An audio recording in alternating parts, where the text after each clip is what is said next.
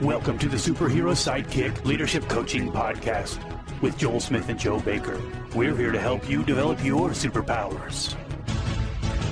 This is the Superhero Sidekick Coaching Podcast. I'm Joel Smith. I'm Joe Baker. We're not here to be the superhero. We just want to be your sidekick and help you along in building your business, building your not-for-profit. Let's help you grow it fast and really scale. Be sure to check us out on Facebook and visit us at superherosidekick.com. This is the Superhero Sidekick Coaching Podcast. I'm Joel Smith. Joe Baker's not with us today. He's probably spending time with his family. So on the program today, we have Tony Martignetti back again. He's been on our program before. And if you haven't gotten a chance to listen to that episode, go back and listen to it. It's remarkable. It's terrific. And so Tony is the Chief Inspiration Officer of Inspired Purpose Coaching. Tony is the host of the Virtual Campfire Podcast and the author of Climbing the Right Mountain, Navigating the Journey to an Inspired Life. Tony, how you doing today? Welcome back. I'm thrilled to be here. Thank you so much. I'm doing really well. Yeah. Hey, I loved your first podcast that we did. That was awesome. We had to have you back. So thanks for that. Thank you. It was really fun. Yeah. So today, the title that you communicated to me is Navigating Your Team Through Challenging Times. And I love this title, first of all, because there's no end to challenging times.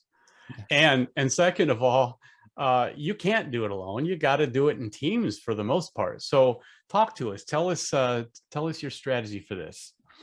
Yeah. I mean, this is a saying that, there's, challenging times are all times. And really, from that perspective, you have to think about how are you creating an environment for your team to feel as though they're connected and they're willing to navigate these times together, that they're really feeling as though they're part of an organism that is functioning systemically together.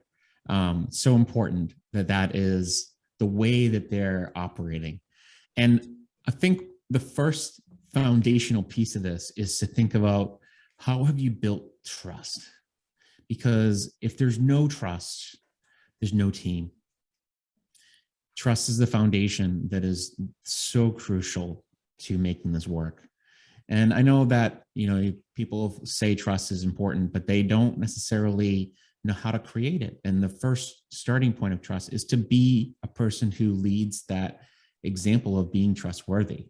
So, as a leader of a team, make sure that everything you do with your team, that you're transparent, that you're sharing with them something that you can stand behind.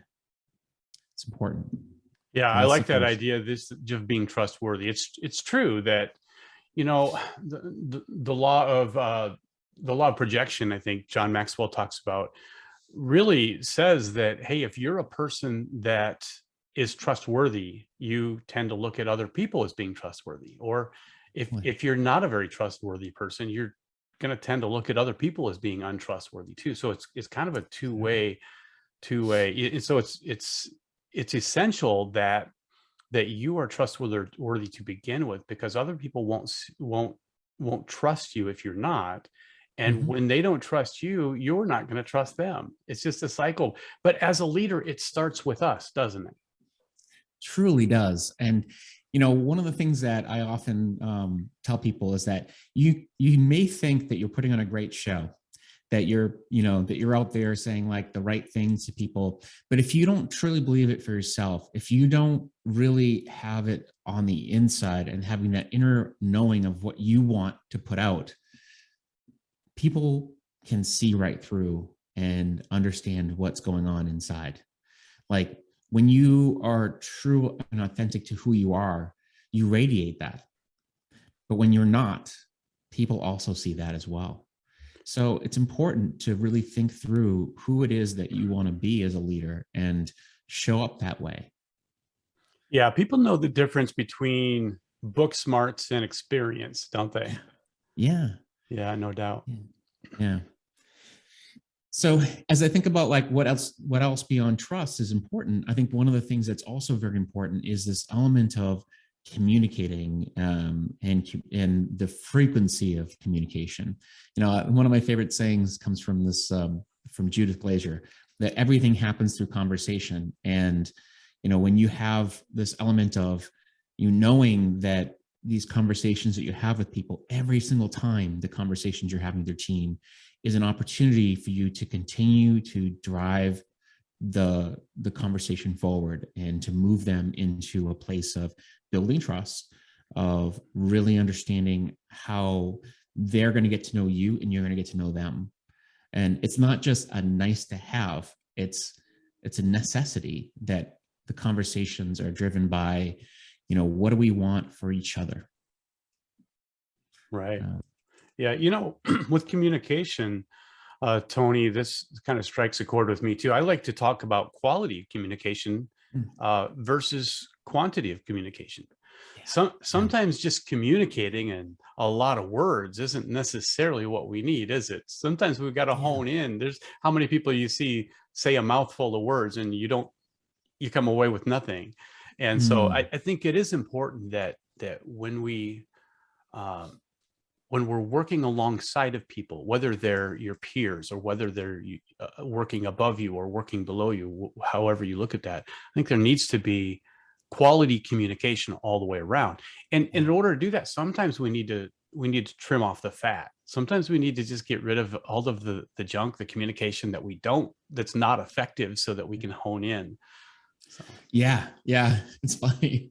My tagline is, if you will, it's called inspiration through honest conversation. And I think there's so much to that is, first of all, I often think about it from the perspective of having an honest conversation with yourself, which we can get into that at some point, but it's also about having honest conversations with other people. And when you do have that honest conversation, it's about cutting through all the BS and being really clear with people where you stand with them, and not, sugarcoating it, and, really getting right to the heart of what is important. That's important. And Tony, it's interesting too, that the first point that you had was trust. And the second point you had was communication.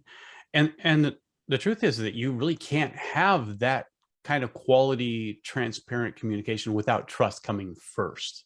Yeah. So you've got it in the right order, no doubt. Yeah. And it's hard to do that. It's hard to really have a transparent conversation with somebody that you don't trust.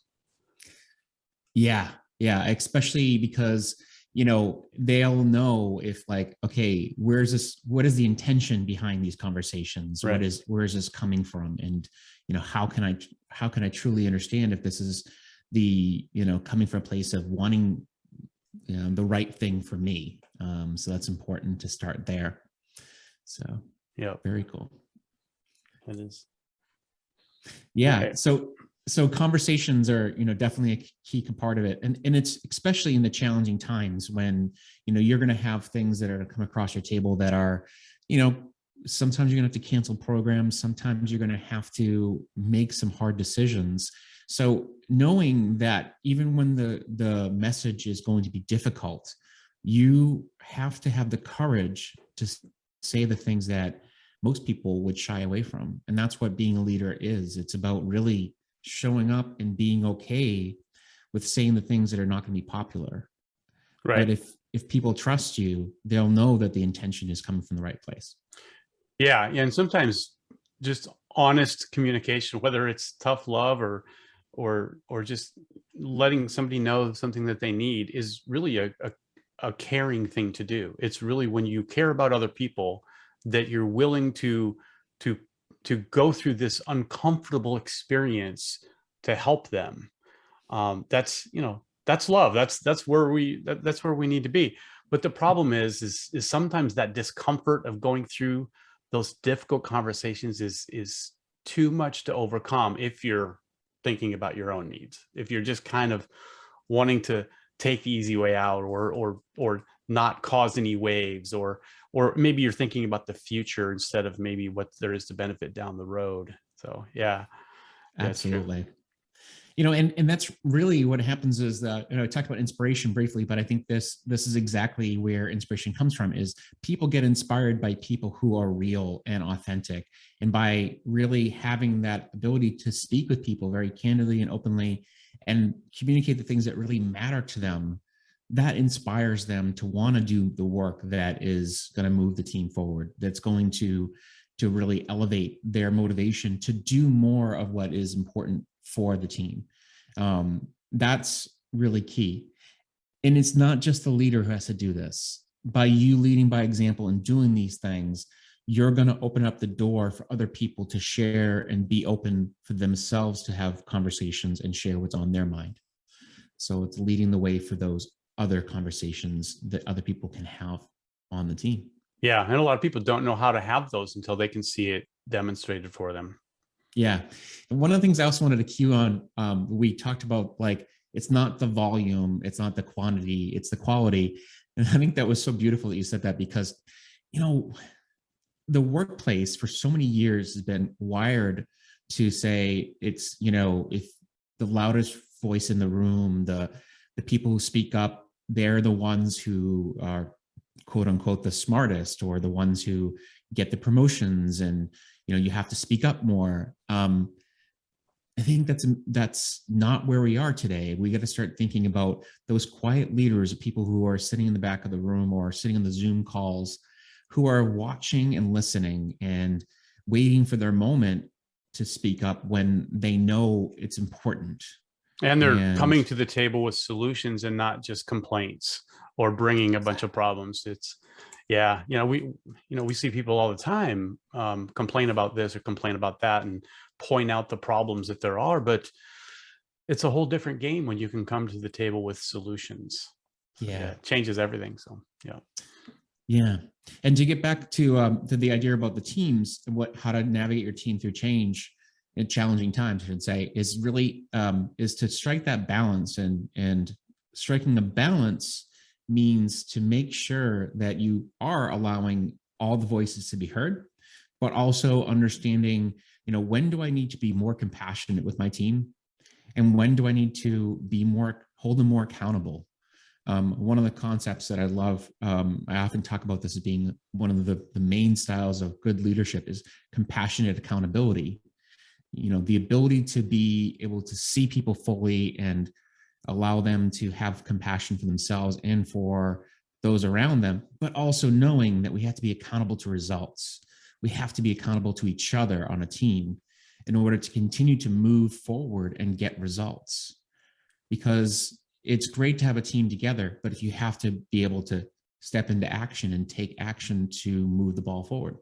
Yeah, I like that. So, most people, I think, kind of by nature, and until you grow up and mature and figure this out, you tend to think of compassion and accountability as opposites. Like it's one or the other. It's are you going to forgive me or are you going to punish me? Which is it?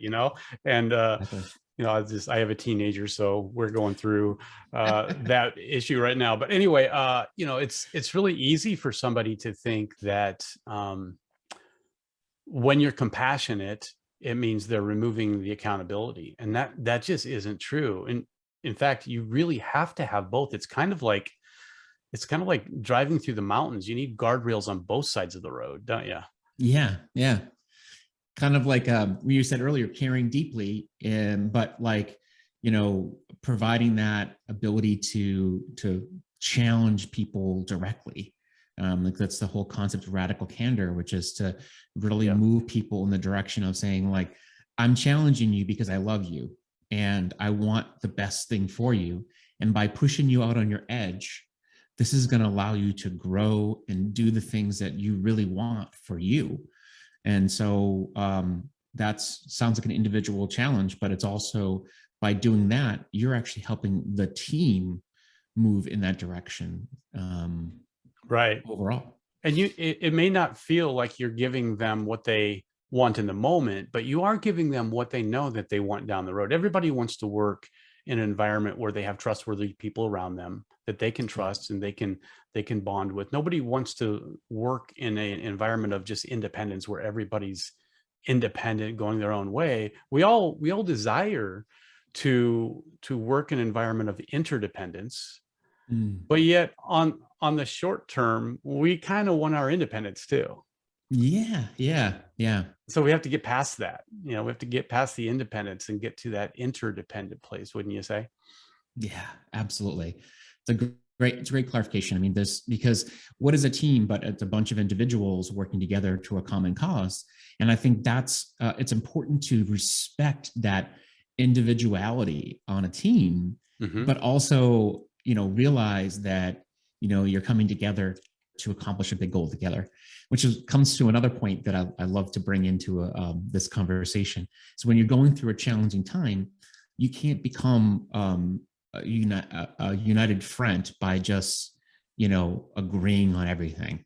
You have to continue to build that friction that allows you to get new ideas to the table.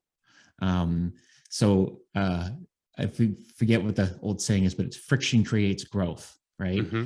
And so that means that when you have divergent ideas, divergent thinking, then what happens is you're able to move the innovation to the next level, which is new ideas bubble up, especially under constraints. When you have a lot of constraints in a challenging environment, it actually can be really powerful because you start to think about ways to really think beyond your edges. Yeah, that's true. And when you avoid confrontation or you avoid those rough conversations, we just don't grow. We just don't. The group doesn't grow.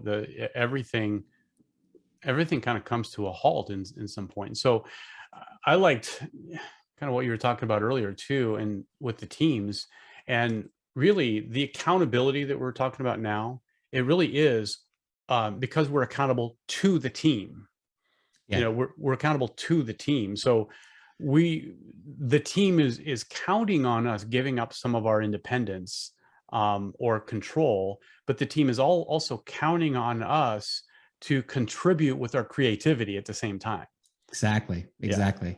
Yeah, like you don't want to hold back because you're afraid of disrupting the team, but in fact, if you hold back, you're disrupting the team because you're not actually contributing what is real and what could potentially really move the ball forward. And I think that's what's important, which the elephant in the room here is to say, do you have a psychologically safe team, which is also an important part of being able to have a good team that allows the right ideas to come to the table and people feel safe to do so. Yeah. So having that environment is so crucial. Yeah. And to clarify too, to have a psychologically safe space for your team doesn't mean that it's without accountability or doesn't mean that it's without pushback. Because in fact, there's got to be pushback in order to have safety. Yes. And, it's like the saying is, psychologically safe does not mean being nice. It means, being able to create an environment where people are feeling safe enough to speak up and challenge as necessary, but also respect each other and to understand that, there will be differences, but we still really love each other and we want the best for each other. And love is kind of a strong word when we talk about work, but it's true. I mean, love is, part of the game. So yeah, it is. And love is an action as well. And so, and that's, love is really just putting somebody else's needs ahead of your own, in this case. So, well, hey, Tony, this has been terrific. I love talking about this stuff. We could just talk about this forever, but of course, podcasts have to come to an end at some point. So, Tony, why don't you tell people how they can get a hold of you if they'd like to just learn more about you or your podcast or your book or coaching? This is, first of all, truly a pleasure, and thank you so much for having me on. I love this topic too. I could talk for days on this. Best place to find me is my website, which is inspiredpurposecoach.com. A lot of content on there that people can take in. I have an assessment tool that you can check out, and you can find out more information about my podcast there as well, Virtual Campfire. And my book is available on Amazon, Climbing the Right Mountain. And I'm also available on LinkedIn. That's usually where I'm hanging out. So you can find out a lot about me there. All right. Sounds great. Well, hey, also check out superherosidekick.com and joelsmithcoach.com. And join our Facebook group, and we'd love to hear some comments as well. Tell us what you think about Tony's message. So, hey, thanks everybody, and we will see you next time.